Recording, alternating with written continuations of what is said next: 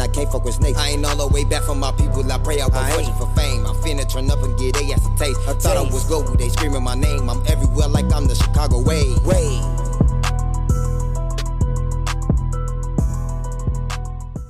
Now this one, you better know if it's true or not. Ooh. And I like to call this the on BD session. Oh my God. Now, you saw Lil Reese's interview where he was like, on BD. You saw that? Mm-hmm. So, I'm assuming that you're not a BD, so I'm not going to encourage you to say on BD. But, I'm going to ask you a series of true or false question. If the answer that you believe is false, okay. Okay. Alright, shout out to you again, Reese. Alright, you ready to see if you're going to get this shit right? Yeah. Alright. FYB J Mane claims Offset wanted him removed from the studio because he wanted to know how long he was going to be talking to his wife, Cardi B. I think that's true. It is true. Yeah. Do y'all homework on FYB J Mane putting on a Batman voice while quoting Offset. Alright. That's funny. I would impersonate him, but I'm not J Mane. You can search that up. Alright, next question. Mama Duck, FBG Duck's mother, tried shooting her shot with THF Muda by calling him cute.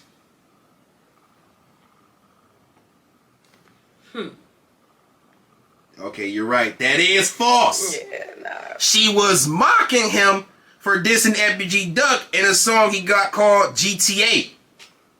When she said he was cute, she was referring as, you do all this tough shit, but you ain't getting shot, you ain't got no war scars, X, Y, and Z, so you too cute for me. That's what Mama Duck said. Yeah, they ops.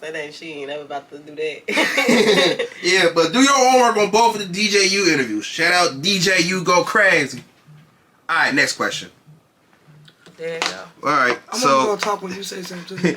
Alright, next question. FBG Dutchie's message to the youth is, stay out the street so you don't never have to snitch on nobody. True or false? I think that's true. It is true. He said it in the DJU TV interview. Yeah. Alright, last question. Juice WRLD has once made a song where he disrespected Pasto.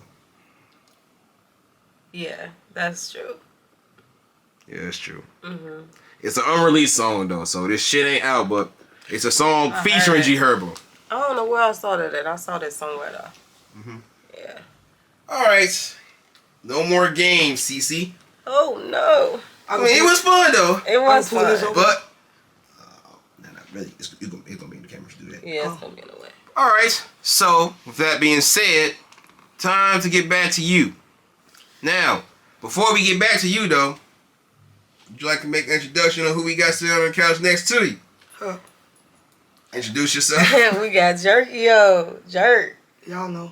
Go ahead, you can introduce yourself. Y'all got Jerk in the building, man. Y'all ask whatever y'all want. Camera right here. Whatever. Oh. I don't know why. He's right here, though. Y'all got Jerk in the building, though.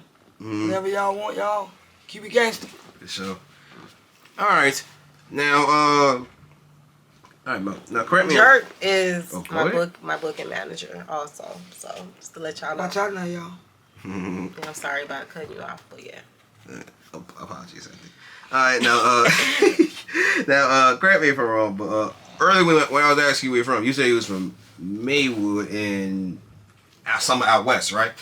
Okay, so some of out west. Now, you said you lived there for a couple of years, so how many years was it? Probably like at least like 5, maybe 6, something like that. 5 to 6. Okay, it's all good, because either way, this question can still go for you. So, since you're from the west, what was it from out west of Chicago? How was it for you? Just from being just of from the west side of Chicago? Yeah, and spending your time living there. It was cool, you know, like, it wasn't bad. Everybody, for the most part of the time that I was out there, they got along. You know, everybody just say, like, the west side be more about getting money, you know. Yeah, I heard that before. Yeah, we be more about getting money and stuff, and we still know how to have a good time for the most part. Like, you can go on the block out west in the summertime and it's gonna be everybody having a party, and like it's music, it's cars, It's lit. the freak hoes outside. Everybody, it's lit. Like, Well, from what you described it as, it's pretty much a fun place. at times. At times, okay. Well, at times, even though it's a fun place, there has been a lot of complaints from the West Side, saying that they do not get enough recognition, and people only pay attention to out south. So, do you feel like that statement is true? Yes. I do. Now, do you want to elaborate on why you feel like it's true? I mean, just if you really look at it, I just feel like the artists from out south just get more clout, when it come to people who get signed and things like that, it's more like Southside artists that get signed, like even you shouted out Cole Bennett, like he mostly work with Southside artists, like the G Herbos and the Juice WRLDs and like people like that. G Herbo is not from the South Side. He's from over east. What is that? What's the difference? So you don't think it's a difference between the South Side and East Side of Chicago? I thought it was the same. I mean, everybody from out west feel like over east is South Side. Like we going south. Like what the like. We going south. That's the first time I ever heard somebody from out west say that. Alright. You ain't used to talk to more people from out west. I feel like a lot of us feel like over east. Ain't like over east like the South Side? I always thought. You don't, y'all. We be coming outside, we be like, man, we over east. It's crazy. Watch out. What's the difference between? Stop. I don't know. That's all I'm saying. We feel like. I mean, but that's probably how the South Side look at us too, though. Like once you get to a certain part, they probably feel like out west is out west, and if anything west is out west to them. Like that's why they got out west Illinois. That's why they call it out west Illinois. Like they call it 290. Right, exactly. They call it 290. Like, as soon as you hop on the 290, they just call everything 290. You just get on 290. But everything not the same, so you right. It's the same way. Dang, now you making me feel bad. I ain't know. Nah, don't worry. It's all good. It's all good. Much love to everybody. All right. Well, another thing I learned about you while doing my research on you was that you're a songwriter as well. Yes. So, have you ever songwritten for someone? I have definitely song written for people. Yeah.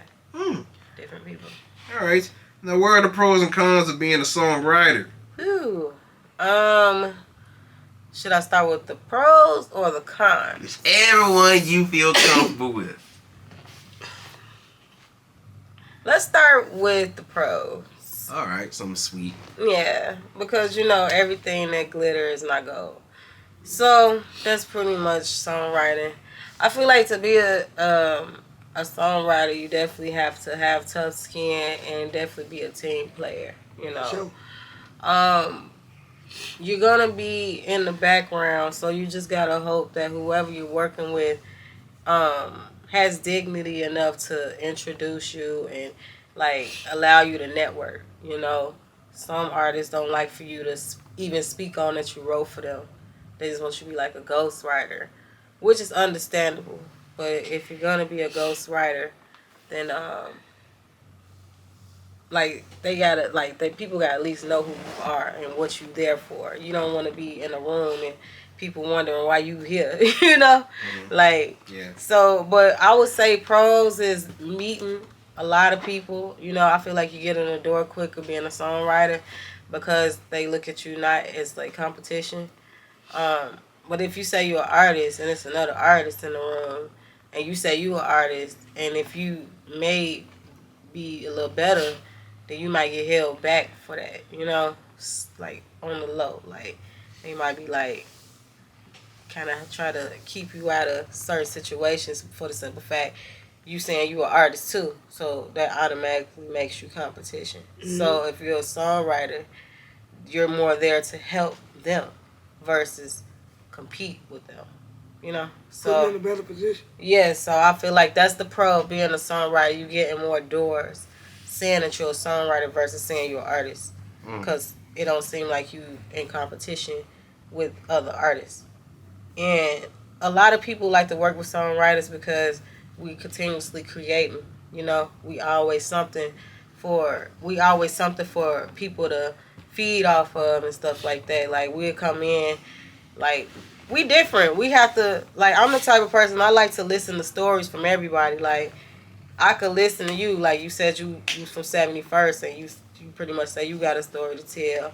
Like I could listen to her, she could tell me something. I could build things off conversations from other people, you know, and I like to do things like that. So I like to get to know the artists that I work with. And I don't have to be their friend all the way, but I like to just get to know them.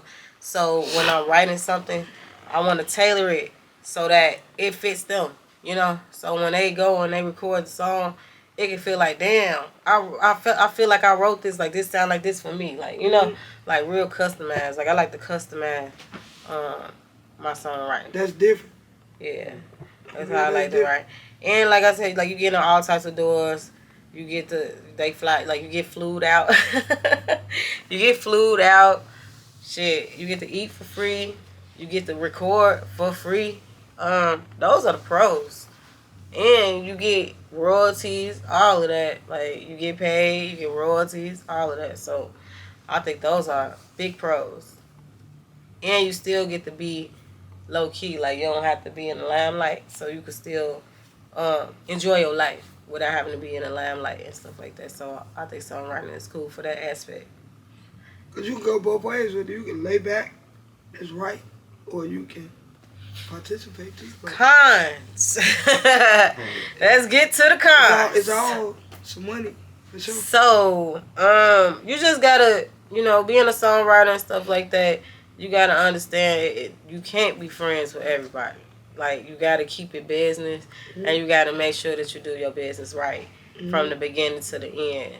Once you make a song for somebody, you need to be trying to discuss split sheets and stuff like that almost after you leave the session. But a lot of times it don't happen that way. A lot of people end up having to have attorneys and stuff like that and do it that way, or they always split it at the end.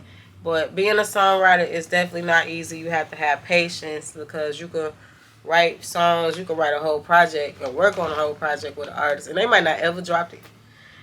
So you I won't say put all your eggs in one basket when it comes to songwriting, even though artists be wanting to try to keep you to themselves because they don't want you to spread the sound and the sauce to other people.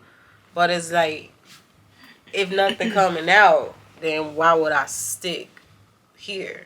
It doesn't make sense, you know. You have to keep working and you have to keep doing you and don't feel bad about it, you know. Because people will make you feel guilty about certain things. People will make you feel guilty about speaking up on what you did. I feel like the urban genre, like R&B and rap, is like the only genre where people don't like to say that they had writers. Or people be like, I don't need nobody to write for me. Or I wrote this myself. Or they don't want you to like announce that you wrote something for them. You don't really hear that in rock. You don't hear that in country. Like if they use songwriters, they be happy to announce like they use this award winning songwriter. You know, like they'll put it out there, and I'll be feeling like the urban community don't like to do that. They don't like to give people like their flowers. So that's another thing that you have to definitely be cautious of. It's gonna be ups and downs. When you up, just treat everybody with dignity. Treat people how you want to be treated, and that's pretty much my That's just pretty much how I feel about being a songwriter. With that being said, for you being someone who's been rapping for 9 years, would you consider yourself to be a veteran and or a legend at this point? I definitely feel like, I'm a veteran. And yes, I definitely feel like I'm a legend. Like an unsung hero. I've definitely done things in the industry that I just don't brag about, you know. But I helped build like one of the top one of the top studios in the city where everybody's favorite rapper has made a song in the studio. And I won't say like if it wasn't there that song wouldn't be made, but who knows? You know, like who knows how it would have played out had that studio not been there. Also, I've learned a lot by being in the game for so long. I know the ups and downs, and like you said, like the pros and cons of being in the industry. It's not easy. It's not an overnight thing. Honestly, to be honest, I wouldn't want to get on overnight. I be feeling like people who get on overnight don't be having their shit together.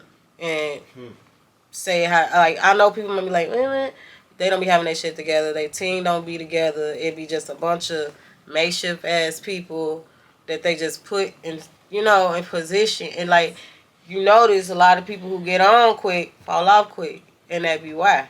You ain't really got no real team. You got like a manager who probably stealing from you and fucking your shit up all behind closed doors. You got, I don't know, just I be feeling like people. I feel like I like my grind. It's a slow, steady grind, but I know that once I'm where I need to be, I ain't letting up. All right. When it comes down to today's era of female rappers, women have already been told for the most part that to rap about sex is to get in the industry. But then later on, fans and sometimes celebrities or even the industry itself would always complain about how women is always rapping about sex. But